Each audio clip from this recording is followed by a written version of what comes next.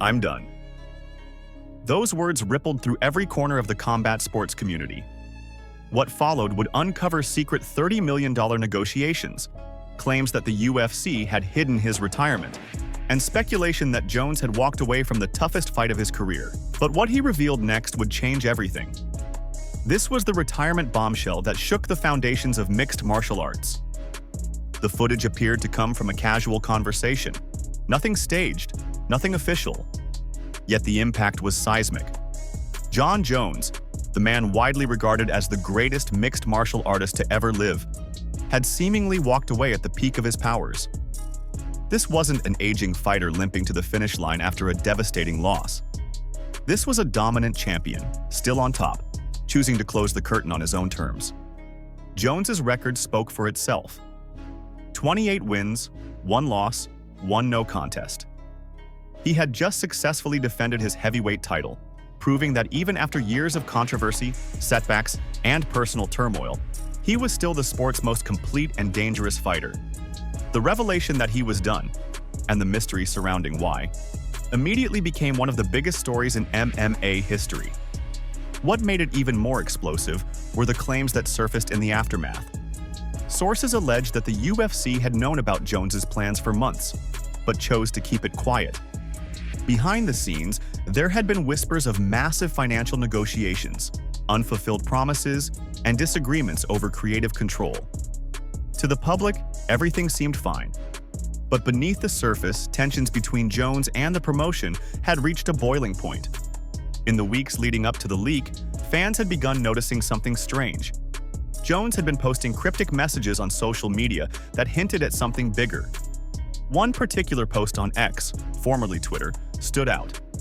He wrote, "I told the UFC my plans a long time ago. I have no clue why they haven't shared them with you guys yet." At the time, people dismissed it as typical Jon Jones drama, the kind of cryptic comment that often led to more speculation than truth. But in hindsight, it wasn't just venting, it was a direct accusation.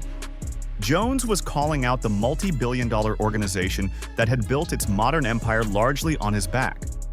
For over a decade, he had been the face of the company, the star whose dominance defined an era. Now, he was suggesting that same organization was hiding something from the fans who had supported both sides all along. When veteran MMA journalist Ariel Helwani broke down the leaked video on his show, the implications became clear. Jones's decision wasn't sudden. He had made it long before the public, and possibly even some within the UFC, knew anything about it. This wasn't a reaction or an emotional outburst. It was a deliberate move that had been carefully planned. And the timing could not have been more dramatic. The UFC had been heavily promoting a unification bout between Jon Jones and interim heavyweight champion Tom Aspinall. Dana White himself had been hyping it up as the biggest fight in heavyweight history, the one matchup that could define the next era of the sport. Fans were already imagining the headlines, the face-offs, the build-up. But now, the main attraction was gone. Jon Jones has been out here in Thailand enjoying life, stuffing my face every day, and I swear I'm losing weight somehow. Quality of the food here is amazing, so delicious, so clean. Enjoying your last days as champ before being stripped? Stripped? LOL, do I come across as the type of person who cares about things like that? Yes, otherwise you would have vacated the belt a long time ago because you don't plan to fight Tom. Y'all barking up the wrong tree. I told the UFC my plans a long time ago. No clue why they haven't shared them with you guys yet. What exactly are your plans to continue to monetize this amazing brand that I've created? I love it here in Thailand, cruise around on a motorcycle all day long, eating full meals for less than $5. It's awesome. Everyone's so great. To truly grasp the magnitude of this, you have to understand who Jon Jones is in the story of mixed martial arts. He's not just another champion, he's the blueprint.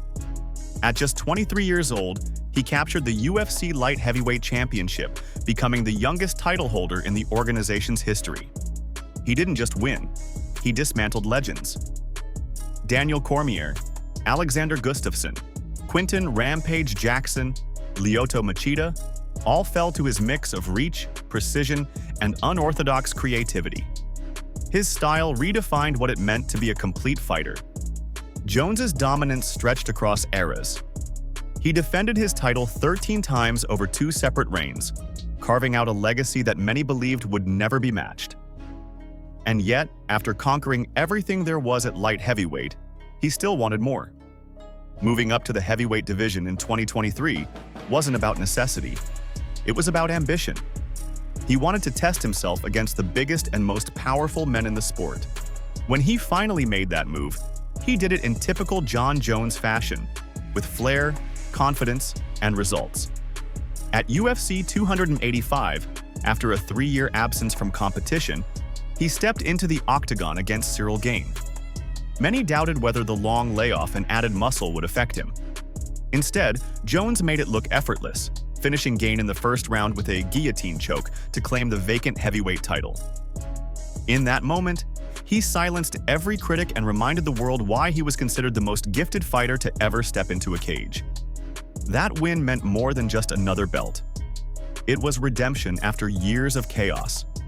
Jones had faced legal battles, suspensions, and the fallout from multiple failed drug tests, the kind of controversies that would have destroyed most careers. Yet he always came back, somehow stronger, sharper, and more determined. His story was one of dominance, intertwined with darkness, genius wrapped in unpredictability. Financially, Jon Jones was a juggernaut. His name alone could transform a pay-per-view into a global event. His fights routinely brought in tens of millions of dollars, generating anywhere from $10 to $15 million in gate revenue, before even accounting for pay-per-view sales, sponsorships, and international rights. When he fought Stipe Miocic at UFC 309 in late 2024, the event pulled an astonishing $15 million gate, a clear reminder that even at 37 years old, Jones remained one of the most valuable athletes in the UFC's history. And that's where things took a shocking turn. In early 2025, reports surfaced that Jones had demanded an unprecedented $30 million payday to face Tom Aspinall in a unification bout. It was an astronomical number, one that dwarfed anything the UFC had ever paid. Even its biggest stars, like Conor McGregor, had never commanded that kind of base purse. Many assumed it was Jones's way of pricing himself out of the fight. Maybe he didn't want it. Maybe it was his final power play. Except, the UFC said yes. According to Ariel Helwani's reporting on the Impulsive podcast, the organization not only agreed to meet Jones's demand but went even further. With significant financial backing from Saudi Arabia's Public Investment Fund, which had been making aggressive moves into global combat sports, negotiations reportedly climbed as high as $50 million when factoring in pay-per-view points and performance bonuses. This was uncharted territory. A fighter commanding that kind of money in the UFC was unheard of. It wasn't just a big deal, it was a paradigm shift. This agreement could have set a new standard for fighter compensation, potentially rewriting the economics of mixed martial arts entirely. And Jon Jones, for a brief moment, agreed. Contracts were drafted. Dates were discussed. The fight was being lined up for a summer blockbuster at Madison Square Garden, the legendary venue where Jones had already built so much of his legacy. The event was being positioned not just as the biggest heavyweight showdown in history, but as one of the most significant moments the sport had ever seen. It was all set. And then, the video surfaced. 2 words that shattered everything. "I'm done." Those words weren't just a retirement announcement. They were a statement. A message that, for all the power, all the history, and all the money involved, Jon Jones was still the one calling the shots. The world watched, stunned, as the greatest fighter of his generation seemingly walked away from the biggest fight of his life, and left behind a mystery that still has the MMA world searching for answers. In the past few days, the MMA world has been thrown into absolute chaos. A supposed UFC leak has surfaced, hinting that Jon Jones may have already decided to retire, and that the organization knew long before fans did. And just when things couldn't get more intense, Ariel Helwani weighed in, reacting to Tom Aspinall's latest interview, an interview that might have revealed far more than anyone expected. So, what exactly is going on here? Did the UFC really try to cover up Jon Jones's retirement? And how does Tom Aspinall factor into all this? Let's break it down. It all started when clips began circulating online, claiming to show internal UFC communications suggesting that Jon Jones had informed the promotion of his retirement weeks, maybe even months, before it was made public. Now, let's be clear. Nothing has been officially confirmed. But the story took off fast. According to some sources, the UFC allegedly planned to delay the announcement until after negotiations with Tom Aspinall were finalized. The reason? Money and optics. The UFC didn't want to risk losing one of the biggest heavyweight fights in its history before it even began. That's when Ariel Helwani stepped in to provide context, and as usual, he didn't hold back. On the MMA Hour, Helwani broke down the rumors and gave his honest assessment of the situation. He said, and I'm paraphrasing here, that the UFC has a long history of controlling the narrative around fighter news. He pointed out that in cases like Khabib Nurmagomedov, Georges St-Pierre, and even Conor McGregor, retirements and comebacks have often been strategically timed. Helwani went on to say that if Jones really did inform the UFC of his decision months in advance, it would make sense that they wanted to keep it quiet, especially with a multi-million-dollar unification fight on the horizon. But then came the twist: Tom Aspinall's interview. In a recent interview, Aspinall hinted at something unusual. When asked about the status of his rumored fight with Jon Jones, he said, "I haven't heard much from their side lately. It's gone a bit quiet. I don't know if he's even still fighting."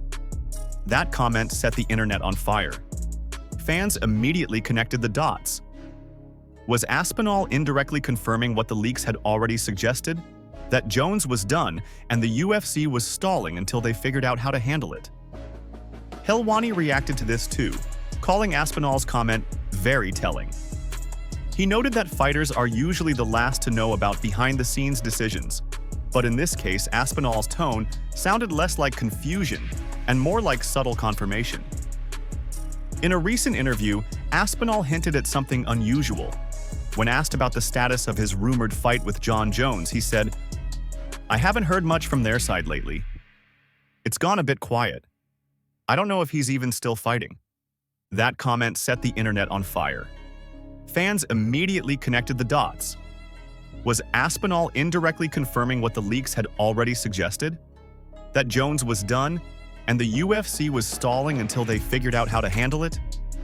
Helwani reacted to this too, calling Aspinall's comment very telling. He noted that fighters are usually the last to know about behind-the-scenes decisions, but in this case, Aspinall's tone sounded less like confusion and more like subtle confirmation. Yeah, I wake up this morning. One of the first things that I like to do is check out YouTube, see what's going on over there. It is the hub of all things uncrowned, if you will. You know, yesterday we were talking about Tom, of course. Every day we have to talk about Tom, Jon. Chael comes on, plugs his show, no problem, interview, Jon's retired, all that stuff. Did you happen to see this? Look at the UFC YouTube channel posting this. "I'm the undisputed heavyweight champion of the world. Good guy, bad guy. He's retired."